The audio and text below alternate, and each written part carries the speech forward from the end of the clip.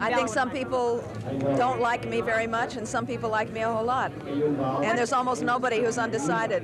It's nice to have been able to step out on your first time out and do something of value. Does it worry when you have $20 million riding on your judgment? No, it sure worries them.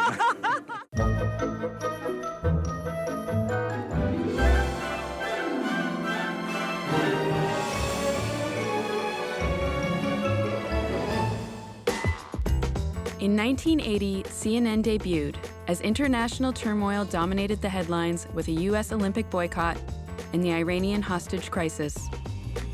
Mount St. Helens erupted, causing an ecological disaster, and the assassination of John Lennon shocked the world. Wayne Gretzky played his first full season in the NHL, and Pierre Elliott Trudeau was re-elected as Canada's Prime Minister. 80s pop culture kicked off with the introduction of the Rubik's Cube, as major networks banned a Calvin Klein jeans ad featuring Brooke Shields.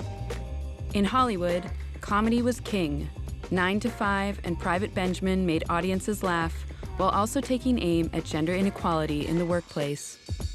The Empire Strikes Back was the #1 film in theaters, but unique movies like Friday the 13th, Little Darlings, and Airplane created trends that would dominate the decade. When you talk about the start of a decade, often there's a lot of kind of intellectual debate, but something about 1980 feels like a very specific switch, partially thanks to the election of Ronald Reagan at the end of the year. It just seems like this big switch from Carter to Reagan, from kind of liberal to conservative. You can really see the 80s beginning in the year 1980. So I'm 11 years old and I have the day off school, and I went and I saw The Empire Strikes Back on the first day. We took the subway ride, we did everything that, a kid venturing into the city will do, and we got to see the second Star Wars movie. No spoilers, completely blind. Think if you asked me what the best day of my young life was, that was it that day. The Empire Strikes Back was a cultural moment. There were lineups around the block. All the things we think of today as being associated with the Marvel Universe and fandom really started in 1980 with The Empire Strikes Back. Empire Strikes Back totally elevated that whole Star Wars universe. Not just with the Skywalker mythology, but just in terms of how beautifully made it is. You think of Cloud City, you think of the chemistry between Leia and Han Solo. These are all beautiful moments. These are all moments that are better than anything we've seen in the Star Wars movies. I could tell that the film looked different. I could tell that it was shinier and glossier, that first shot of Darth Vader's helmet as he walks onto the bridge of the Star Destroyer. Also, then you start to notice, oh, Han Solo's got character this time. Harrison Ford's giving a real performance here. Carrie Fisher is like a spark plug and funny, but she's also got some gravitas in a way that she hadn't in the first movie. This is a film that had its first screenplay written by Lee Brackett. Lee Brackett is known as the queen of space operas. She very sadly died of cancer in 1978 after just finishing her first draft of the screenplay. It was her idea for a chase sequence in an asteroid field. It was her idea to have a love triangle between Han, Luke, and Leia. And of course, that's all there in the final film and kind of what makes it so great. Since its release in 1980, Raging Bull has become, for many, many people, one of the greatest films ever made, certainly one of the greatest films of the 1980s, the greatest film of Martin Scorsese, the greatest sports film ever made, featuring one of the great method performances of all time. And it deserves all of those credits because it is, in fact, all of those things. De Niro had a lot of incredible career-making performances under his belt at this point. But Scorsese was coming off of a really dark period in his life. He had overdosed on cocaine and almost died. While he was in the hospital, Robert De Niro visited him and gave him the book and said, "This is the next project we have to make." Scorsese drops you into the era, the world that existed at the time, doesn't give you any signposts and just sticks you with this person, shows you what he's going to be before he shows you who he was, and somehow makes you feel maybe not empathy, but sympathy for this guy who has ruined everything in his life, destroyed every relationship he ever had, and refused or abandoned every chance at happiness because he didn't know it was possible. He couldn't conceive of it. You have De Niro as Jake LaMotta, who has no consciousness of himself and of his afflictions as a man, and he abuses the people he loved most, and he abuses himself through that, and that violence, that inner violence in one's soul is just, it's really hard to watch. I think Scorsese is the Shakespeare of toxic masculinity, and I think that even more than kind of the wise guy Italian world is really his subject. There's an amazing sequence where he's fighting Sugar Ray Robinson, and he's just standing there getting pummeled and blood is flying off of his face, and he's actually quite ecstatic. He loses the fight, the referee stops the fight, but he yells at the other boxer, says, "You never got me down." Hey, Ray. Never went down, Ray. You never got me down, Ray. You hear me? And in one context, you know, that's a real sort of, you know, Rocky Balboa, Yo Adrian underdog sentiment, and it's also kind of psychopathic. You just see how much pity it has for Jake LaMotta and how everybody knows it but Jake. And it becomes like Scorsese's greatest tragedy. It's interesting that you have two movies come out in 1980 that are both black and white. One's about a monster, and the other is about someone that looks like a monster. That would be Raging Bull and The Elephant Man. This is a film about empathy. It's a film about monstrosity, but it's not about the monstrosity of John Merrick. It's about the monstrosity of humanity, how people treat him. Mel Brooks was starting Brooks Films, his own production company. He was looking for interesting movies, but he did not really know David Lynch.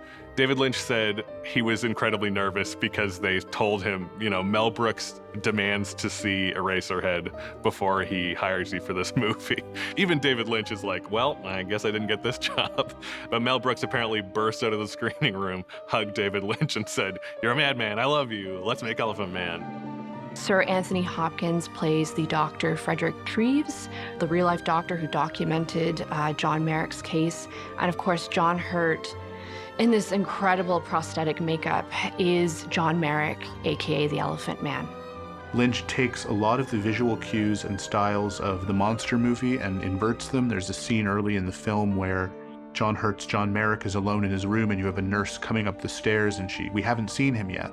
She's walking down a dark hallway to his room, and this is like the reveal of a monster in a monster movie, and she has a monster movie reaction to him when she sees him. She screams, but the focus is on his scream because he's terrified.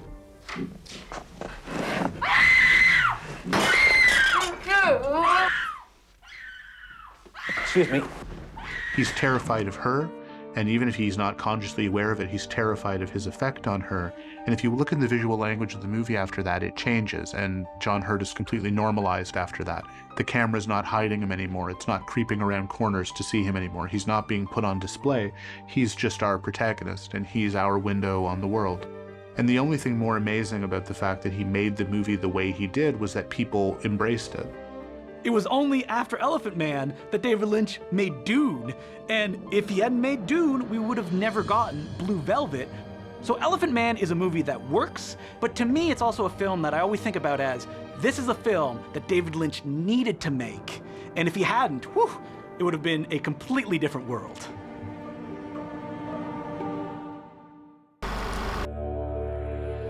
The 1970s had changed the genre of horror in a lot of ways, but it really took until 1980 for the horror genre to be honed, to be perfected. And a lot of the films of 1980 really made sure that horror was the genre of the 1980s. The Shining is such a deeply important movie to me. I resonate with it on so many levels. It was one of the first horror movies I saw because my gateway into horror movies was horror books. I think a lot of horror fans are a bit torn when it comes to the movie because Stephen King famously didn't like it. He condemned it, and it always broke my heart because I always felt like Stanley Kubrick really improved upon the source material and made it cinematic and made it his own, and I love it. The way in which The Shining was filmed really gives you a sense that the Overlook Hotel is actually a spectator and an instigator. So you see a lot of shots that are traveling with Jack Torrance's behavior. You see them tracking Danny Torrance. So you know that there's something in that hotel that is watching that family and waiting for them, and it's waiting to devour them, basically. It's what's feeding the horror, right? It's the underlying ideas and themes and that are being reflected back to us. I mean, like the Overlook Hotel is built on Indian burial grounds. There's lots of indigenous art all over the place. I think when you see Jack Nicholson wielding an axe, you know, you're thinking of kind of the white interpretation of an indigenous savage, so to speak, right? So these are thoughts that are kind of circulating and that are haunting this movie. So that just makes The Shining so that much more scarier, because it not only leaves you without a full understanding of what's going on, but it just leaves you with just so many things to unpack and think about after. At the time, Shelley Duvall's performance was critiqued quite a bit. Wendy in the book is a much stronger character. In the film, she's turned into a very meek woman when it comes to Jack's violence. However, when you go back and you rewatch the film, what seemed like weakness or kind of blathering in the face of his threats struck me as a different type of strength, you know, a strength that the character had to build up in order to protect her son. And I think over time, that's the performance for me that has grown in meaning. The scene where she's walking backward up the stairs and Jack is advancing on her just hits different now. She's standing her ground in the way that she knows how to best. You guys want to see my sick Shining tattoo? I didn't know you had that. You like that? Thank you. Thank you. Friday the 13th ends up being the origin of a lot of tropes that would really get run into the ground throughout the 1980s. Camp counselors do what teenagers do. They party, they do drugs, they have sex, they shirk their childcare responsibilities to have fun, and they're punished for it again and again. A lot of people see it as the origin of the puritanical, you know, you do drugs, you have sex, and you're gonna get killed. Interestingly, the filmmakers said that that was not necessarily intended. It's just what they thought a place like summer camp, where it's mostly kids, would be like. Everyone knows Jason Voorhees with the hockey mask, but the killer of Friday the 13th isn't Jason Voorhees, it's his mom. And indeed, the hockey mask didn't show up until Friday the 13th, Part 3. We only see Betsy Palmer as Pamela Voorhees in the last, 20 minutes of the film as she's revealed as the killer. Until then, we only see sort of the killer's point of view. I assumed that the killer was a man. I can't imagine being in the theater in 1980 and seeing this reveal that it's not just a woman that did the killing, but it's this older woman. This woman in this cozy looking sweater. Betsy Palmer's casting as Mrs. Voorhees is particularly fascinating. She's a pretty legendary actress that starred in a lot of Anthony Mann and John Ford films. I think she dated James Dean at one point. After the film came out, she did everything she could to distance herself from it. She called the film a piece of shit and said that she wished she never was in it. But later on, she kind of had a second life as a scream queen and was attending conventions, and she admitted that she was wrong and that the film did have value and that she was happy to be a part of it. The Canadian tax shelter era had really peaked in 1979 with 77 films produced by the Canadian Film Development Corporation. It produced some of the best, most critically acclaimed, and most financially successful tax shelter films, including The Changeling and Atlantic City. The Changeling is such a scary movie. It's a haunted house movie. It's about a man trying to put his life back together after a tragedy. It works on so many levels. It sits in a genre of film that some people call gothic horror, some people call atmospheric horror. I like to call it quiet horror, and it's one of my favorite genres. And I think part of the reason for that is that I think it's a really hard genre to pull off. What makes The Changeling so good is the fact that it is dealing with this real sense of loss. This man has lost a wife and child, and then he's confronted with this haunted house. He's afraid of it, but he's also fascinated because he has had this connection to death, and he's interested to know what this ghost wants. like, listen, I'm into horror movies. I've been watching them since I was like 8 years old. But this one gets to me. And I'm scared right now thinking about it, to be honest with you. It is such an indelible part of horror history, and it's such an influence.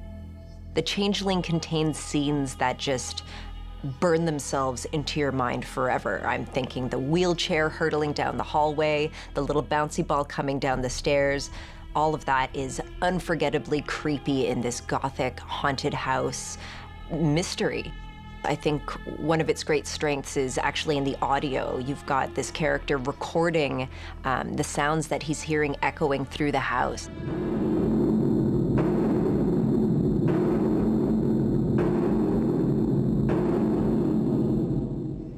It was also kind of the last gasp of that kind of movie, because after that we would get Friday the 13th and all these sort of slasher films, and it would be about gore and not so much atmosphere. And I feel like this and The Shining were kind of like the last gasp of the sort of atmospheric gothic horror film. One of the highest grossing and most acclaimed films to come out of the Canadian tax shelter era is Louis Malle's Atlantic City. It starred Burt Lancaster as an aging gangster who sees his opportunity to play the hero one last time when a young woman who works in a casino, played by Susan Sarandon, finds herself in trouble and in pursuit by a number of bad guys. Atlantic City represented the first Oscar nomination for Burt Lancaster since the 1960s. So it's kind of a fascinating career resurgence for him. Atlantic City is also the first Oscar nomination for Susan Sarandon. At the time, she was partners with Louis Malle, and I think he really crafted it for her. In 1976, they voted to legalize gambling in Atlantic City, and so by 1980, all of the casinos that are now there were all moving in. And so in the film, you can actually see moments where all of these old buildings are being destroyed and demolished in the background. And in fact, Louis Malle, who directed the film, would completely change shooting days and shooting schedules just so he could make sure he could capture these moments. The city itself, Atlantic City, is crumbling, it's falling apart. It's a shell of its former self, much like Lou, as this kind of former mobster bookie, sort of wise guy type who's going through the twilight years of his life. If anybody in Airplane acted like they were in a comedy, the movie wouldn't be funny. And it's not just the acting, it's the casting, right? The Zucker brothers and Jim Abrams in making this movie thought, let's take the most square-jawed, humorless, serious TV actors of our youth, the kind of people who would be in a bad movie about a crashing airplane being piloted by a passenger, and let's have them play it totally straight. And this is where you get this amazing rebirth, this comic rebirth of actors like Lloyd Bridges and especially Leslie Nielsen. I mean, obviously these are comic performances and they know that they're acting in a comedy, but they betray no awareness of it on screen. What sticks out to me is the Lloyd Bridges bit where he's constantly saying, I picked the wrong time to stop sniffing glue, or, oh, I picked a bad time to stop doing cocaine. Looks like I picked the wrong week to quit amphetamines. Whenever something happens that's slightly difficult, that's the reference I make in my life, and everybody always knows it because Airplane's become part of the kind of vernacular. It holds up remarkably well, especially since it was a parody of a massive franchise at the time, Airport, which no one remembers. Everyone remembers the spoof film. They don't remember the franchise that inspired the movies. The 70s were very much a part of the second wave of feminism, where women were re-entering the workforce once again, but they were very much still facing a lot of challenges with sexual harassment and misogyny and just discrimination in general. 9 to 5 is a movie that really struck a chord with people. It was the second highest box office next to Empire Strikes Back. 9 to 5 is the brainchild of Jane Fonda, who was trying to start her own production company. And so she decided that the first film that she was going to make with this company was a film about women in the workplace. She actually started interviewing women who were working as secretaries or as assistants in executive offices and asked them about their plight. And the things that she heard, which were abominable about how they were treated, how they were paid so little, she directly instilled into the film. A lot of those issues aren't the same exactly because there are no longer secretaries in that way in offices, but I think women are still encountering vestiges of, the sensibility of that kind of boss. Lily Tomlin's amazing and Jane Fonda's good, but oh my God, Dolly Parton. This is Dolly Parton's on-screen debut. She was a huge icon already in the music world, but this is where we get Dolly Parton in film for the first time. I figured that if my career went the way I wanted it to, that I would eventually wind up doing the movies and Vegas. And it was a real fun thing. It's not as exciting to me as my music, but it's certainly something different, and I like a challenge. She is absolutely not convincing in the role. It doesn't make any sense at all. And she's spectacular at the same time. And I think that is the magic of Dolly Parton. Dolly always has things that she doesn't reveal. There's still a lot of things about her that I don't know and that I don't understand, and I think she likes it that way. Yeah. You can never quite figure her out. Dolly Parton to me is like the physical manifestation of feminism. She doesn't like to call herself a feminist, but in this movie, she is an icon. There's the famous scene of her saying she's gonna change him from a rooster to a hen in one shot, which is so good. I'm gonna get that gun of mine, and I'm gonna change you from a rooster to a hen with one shot. Don't think I can't do it. There's a really great kinship in this film. And these women are stronger because they team up. And I think that's really what's at the heart of 9 to 5. Little Darlings. Where was this film when I needed it growing up? I love this film. It is about 2 teen girls attempting to lose their virginity. It stars Christy McNichol in kind of her first adult role. She was a child actress, and Tatum O'Neal, who at that point had won an Academy Award for Best Supporting Actress for Paper Moon. This movie was written by 2 women, which I think is evident in the way that the girls act and the way that the girls talk in this movie. It just feels so raw and it feels so real. Hey, what are they gonna do about protection? Protection? Birth control. Oh, the guy takes care of that. Not since the pill. Yeah, well, she's not gonna need anything. She's not gonna do anything. Like hell, you're even afraid to look. What's so amazing about Little Darlings is how not just frank they are discussing the concept of losing your virginity is and how traumatic it can be if it's done the wrong way or if you have the wrong conversation with someone, but also the fact that you see someone come to the conclusion that they made the wrong choice, that this was not something necessarily for them. There's such an earnestness in both of these characters, but especially in the character of Christy McNichol. She doesn't think sex is a big deal. She doesn't really care. She just wants to win the bet. She wants to win the $100. And what she experiences is, in fact, that sex is very transformative, and she's really lost her childhood in this process, and it hurts her. The moments of stillness that she's able to find and deep sadness and deep vulnerability where you still absolutely love her. And then on the other side, you have this tough as nails, total jerk, ready to rip someone's head off sort of tough teenage character is really a feat of acting. It's exactly the kind of person I would have wanted to have been when I was a teenager. It's important to point out that 1980 was a really big year for box office bombs. Popeye was somewhat of a box office disappointment. Everyone in it is doing it so hard and is really committed to the characters, and the casting is so perfect that you can't imagine anyone else doing these things. There can't be more said about Robin Williams' performance. It's a standout star-maker performance for him, his first true on-screen leading role, and embodies the ethos of Popeye. And even though he's mumbling and speaking out of a pipe half the time, it doesn't really matter. You just get the general vibe of his attitude and his personality. Oh, come to Papa, me little sweet pea. Yeah. You're me little sweet pea, you're me little sweet pea. Sweet pea? You're Bat. Oh, yeah? I found him in Sweet Haven. That is why he's me Sweet Pea. I am calling him Sweet Pea, and that is his name. Ain't that the truth? What's great about Popeye is that it's a Robert Altman film. It is a comic book that has come to life, but in no way does it deviate from the way that Altman makes movies. He's doing the classic Altman showing wide expanses, 100 characters in a shot. He's zooming in. He's doing all the things that we love from Altman cinema in the 70s, but he's doing it with Popeye, and I think that's why that film has such a strange feel and such a strange sound to it. Yeah.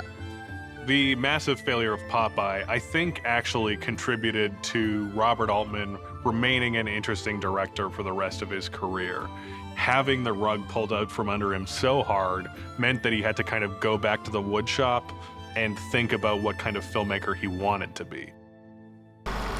If I had to point to one film in 1980 that changed filmmaking forever, it's not The Empire Strikes Back. It's going to be Heaven's Gate. This is probably one of the most notorious film productions of all time, period. Heaven's Gate began as a pocket project on the part of director Michael Cimino. He had wanted to make a film about the Johnson County cattle wars, which took place in Wyoming, kind of a lament, not just for the lost frontier, but for the lost spirit of these settlers. The problem was that after The Deer Hunter had come out, it was only Cimino's second film, swept the Oscars in 1978, he was in a position to basically make any movie he wanted under any circumstances that he wanted. It went hugely over budget, hugely over time, and unfortunately, it was completely reviled by critics and audiences alike when it was released. Heaven's Gate was such a significant flop. It bankrupted the studio, United Artists, that made it, and it brought to an end the era of that 1970s permissiveness on the part of the studios to let directors do whatever they wanted. Heaven's Gate was budgeted at more than Star Wars was budgeted for. And you can say, well, that's a ridiculous choice, but you can also say that's what blockbuster cinema looked like at the end of the 70s. There was a belief that spending $10 million on a period piece about land rights was going to recoup its investment. They thought it was going to be a hit. And the fact that it wasn't speaks to a kind of change and shift in audience tastes that's well beyond Michael Cimino's control. People make fun of Heaven's Gate because it destroyed a studio and was this giant bloated thing. But now, 40 years later, you can see what it is. You can see what it wanted to be and how close it came to getting there. This tribute to Michael Cimino's own indulgence. He just made The Deer Hunter, they gave him a blank check, and this is what he did with it. But yeah, this is what he did with it. In 1980, Robert Redford made his feature directing debut with Ordinary People. The book by Judith Guest, you read it in high school at the time, so it had achieved a number of awards. At the time, it was very edgy to have a book dealing with a teenager talking about teen sex, talking about suicide, talking about psychological problems. It was really pushing buttons people did not want pushed at the time. Ordinary People follows a family about a year after the death of their oldest son, Buck, and it's Calvin and Beth, played by Donald Sutherland and Mary Tyler Moore, in a very different role than we're used to seeing her. She was Laura Petrie, and she was Mary Tyler Moore. Lovable, easygoing, sweet, a little bit naive, but not Beth. Beth was anti that. Beth was cold and removed and distant. Something happened that she had no control over, and the only way she can kind of cope with it is by exerting extreme control over everything she can in the family. Buck's brother, who survived, Conrad, is played by Timothy Hutton. He gives a very tender performance here as a kid who's really trying to come to terms and cope with the loss of his brother. But not only that loss, the fallout on his entire family and how they are each coping with this loss in ways that are almost a certain type of emotional violence towards each other as they deal with their own grief. What I'm surprised about is the effect it's had on people. It's had almost a profound effect on people and how it's really touched their own lives. It's because it's a story of involvement. There's a scene that really haunts me in this film. It is quite a subtle moment. The son, played by Timothy Hutton, has discovered Mary Tyler Moore's character in his dead brother's bedroom, mourning essentially. And instead of having some sort of meaningful exchange, they just start talking about nothing, and they can't even hold a conversation about school. How'd it go? Good. I swam well today. Good. Yeah. Personally, I think I could swim the 50 if my timing got better. I'm just a little little off in my timing. Well, you have to work at that. Yeah. One of the most significant things about Ordinary People is its portrayal of psychology and of going to therapy. It is a movie that shows therapy as good, shows therapy as normal. It's also dealing with newer concepts, stuff like PTSD, stuff like survivor's guilt. These concepts were cutting edge in a film. It won the Academy Award that year for Best Picture, and it was a pretty stacked category. It was Raging Bull, Elephant Man, and it's a classic of family drama, and I think it's influenced quite a bit of films after.